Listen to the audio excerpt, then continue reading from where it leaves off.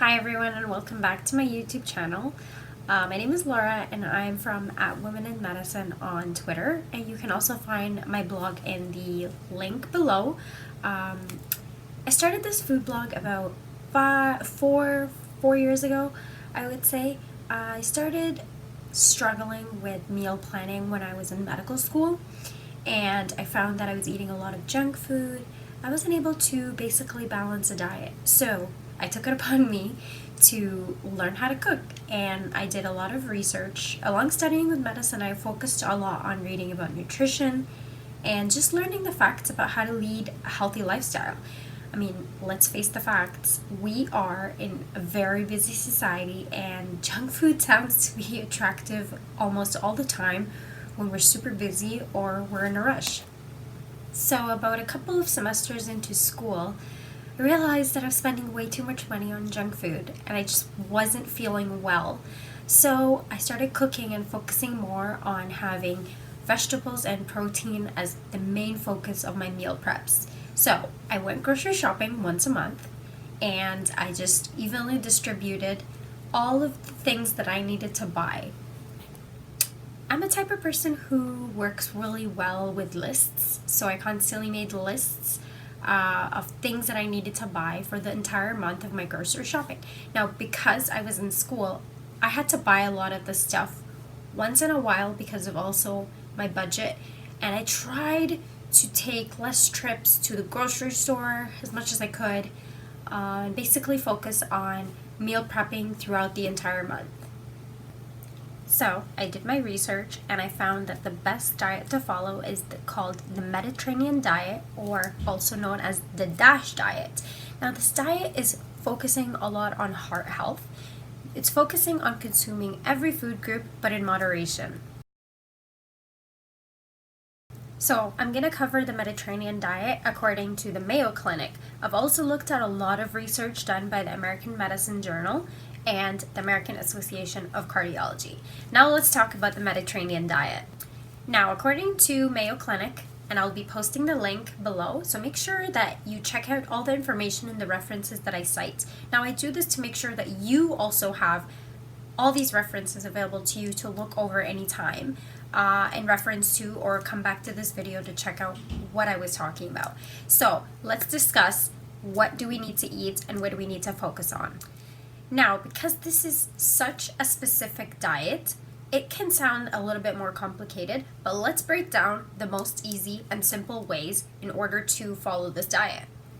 Now, this diet focuses a lot on replacing junk food with fresh fruits and vegetables. So I know sometimes people have certain preferences of which fruits they like or which vegetables they like, but just remember that not every fruit is the most ideal in terms of sugar content. For example, mangoes are really rich in sugar, so you don't want to consume too much of a fruit that has a lot or high sugar intake. Now, especially if you have a condition such as diabetes, or if you're predisposed or have any family history of these conditions, you want to make sure that you're careful with what you eat when you're younger, because we know the facts that this can catch up to us at any time.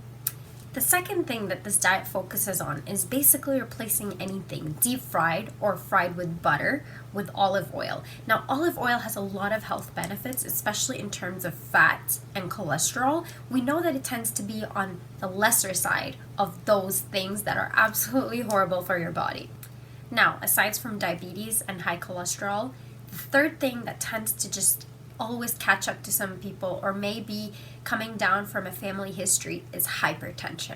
Now, if we could point to the one factor that absolutely can help you reduce your risks of hypertension, it's the salt intake.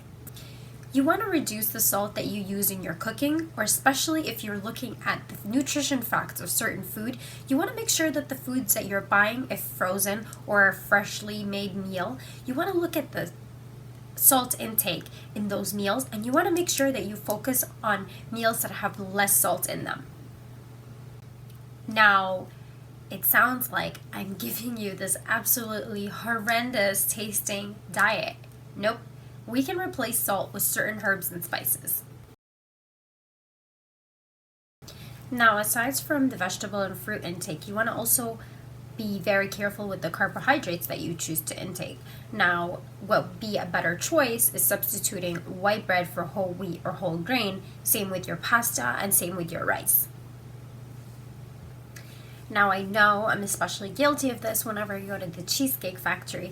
They give this amazing bread with this amazing butter. Butter is such a guilty pleasure. Try to substitute, if you are consuming bread with butter or prefer to, that you can add olive oil or balsamic, something that is neutral in sodiums as well. Now, we talked about fruits and vegetables. We talked about opting for whole grain wheat, whole grain pasta, or whole wheat bread in comparison to just regular white rice or white bread. Now, let's talk about protein. And in terms of protein, of course, chicken, meat, and fish should be consumed in moderation. Now, the Mayo Clinic and the American Medicine Journal both recommend eating fish at least 2 times a week, eating chicken 2 to 3 times a week, and consuming red meat about 1 time or less than 2 times a week.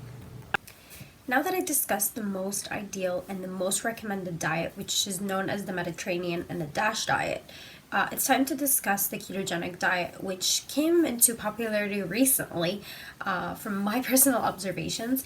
I'm sure that some people knew about the diet a long time ago. Now, a little bit of information and facts about this diet is that this diet was actually developed by the American Association of Epilepsy. Now, epilepsy is a condition that's found in young adults and children as well, and this condition consists of constant seizures. Now, they did several studies and they were able to conclude that consuming a ketogenic diet, which is really rich in certain fats, would help reduce these epileptic attacks in children as well as young adults. Now, let's talk about the ketogenic diet and a little bit more information. I'm referencing the American Association of Epilepsy. I'm also going to link this reference for you to investigate it further. Now, the basic and classic ketogenic diet is especially high in fat and low in carbohydrates. This also was concluded to help control or at least prevent seizures from occurring less frequently. Doctors usually recommended this ketogenic diet for children with seizures, and this diet was basically investigated. And now let's talk about the ketogenic diet and what it means. The classic ketogenic diet is actually high in fat and low in carbohydrates. This helps control seizures in some people with epilepsy. This diet was developed by doctors that focused on exploring and investigating a lot of different regimes for children that suffered severe epilepsy. The classic ketogenic diet is also known as the long-chain triglyceride diet. It's basically 3 to 4 grams of fat for every 1 gram of carbohydrate and protein. Now, back to the American Association of Epilepsy. Now, we know that most of this diet is basically recommended for patients with epilepsy, and it tends to be not so recommended for the average adult. Now, another thing about this diet is that it's not recommended for long-term use. Now, it's not a diet that you ideally want to follow for more than 6 months. This is because of the high fat intake. You don't want to risk having higher cholesterol levels or basically affecting the blood glucose or in general, just depleting your body of carbohydrates for such a long period of time. We know that carbohydrates are also essential for body fuel. Now, if you can remember when I mentioned that butter is not the good alternative compared to olive oil, now the ketogenic diet actually tends to have and focus on these fats. Now, for somebody who's an average adult, for example, a 35-year-old healthy male or 35-year-old healthy female, you don't want to consume too much of your butter because this can tend to have an increase on your cholesterol levels in the future or further down the road. Now, going back to the Mediterranean diet, you can compare that you can consume these foods in moderation instead of just focusing on a much lower carb diet, which can deplete your body of a lot of the fuel because your body will also run on ketones. Now, this tends to be one of the most effective ways in losing weight. A lot of people also use this to build muscle mass because they consume more protein than carbohydrates. Now, There's never going to be the absolute best diet for you, but you should always focus on discussing these things with your family doctor or your primary care physician, especially when talking about diet and considering your family history of any other genetic disease or anything to do with high blood pressure, high cholesterol, or diabetes. Now, going back to the Mediterranean diet, you can compare that you can consume these foods in moderation instead of just focusing on a much lower carb diet, which can deplete your body of a lot of the fuel because your body will also run on ketones. Now, this tends to be one of the most effective ways in losing weight. A lot of people also use this to build muscle mass because they consume more protein than carbohydrates.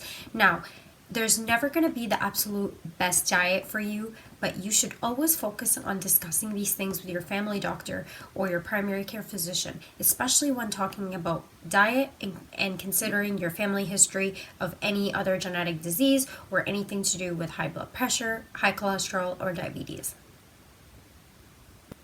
I'm going to cite all of these references of the things that I talked about today. If you have any questions, just leave them in the comment below, and I'm going to do my best to absolutely catch up to these questions and discuss different topics that you would like to hear more about. Thank you, and don't forget to subscribe and like my videos. I really appreciate a lot of the efforts. Now, I'm new to this, so don't expect my video quality to be absolutely perfect. Just bear with me as I'm learning. And I want to say thank you for all your support.